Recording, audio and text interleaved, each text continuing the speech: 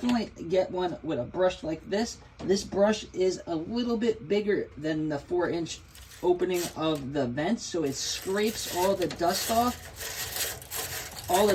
the side, and then you can either connect a vacuum with this attachment over here. This comes with it, and you can attach your shop vac.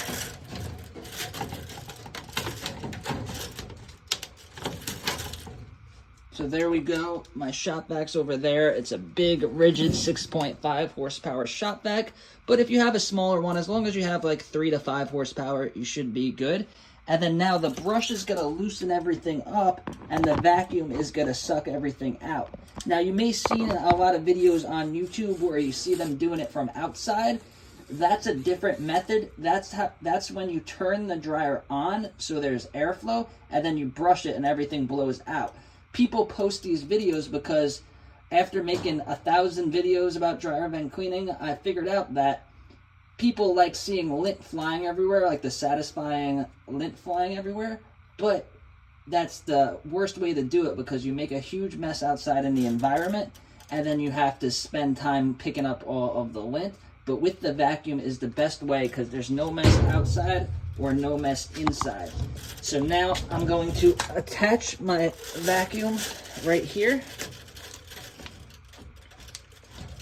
So the vacuum is attached, and you may notice that when you turn your vacuum on, it may get like the vent may get sucked in. That's because there's flaps on the outside vent that are going to be closed, so there's going to be a lot of suction.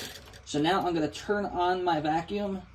Well, first let me show you one without the vacuum so I can talk and you can hear me. So I'm putting this brush in.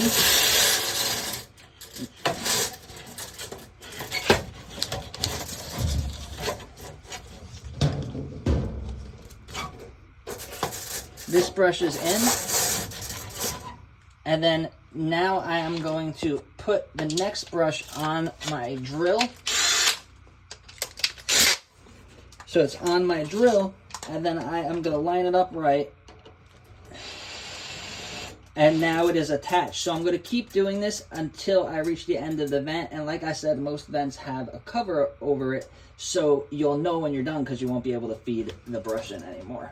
So I'm going to turn on my vacuum, and I'm going to show you how I attach them. Let's go.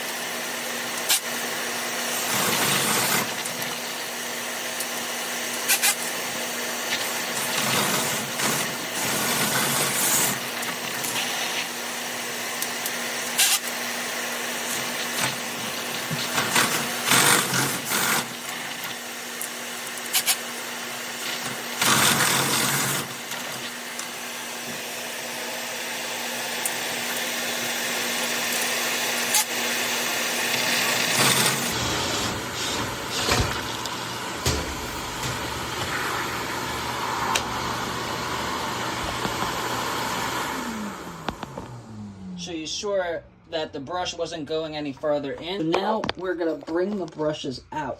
So it may make sense to put your drill in reverse because you're reversing the brushes out, but do not, under any circumstances, put the drill in reverse, because if you put the drill in reverse, it is going to unthread the rods in the middle of the vent, and then you're going to have a problem with having your brush stuck in the vent. And check out this video and save it. This is how I teach you how to get a rod out of your vent if you got it stuck. Thanks for watching.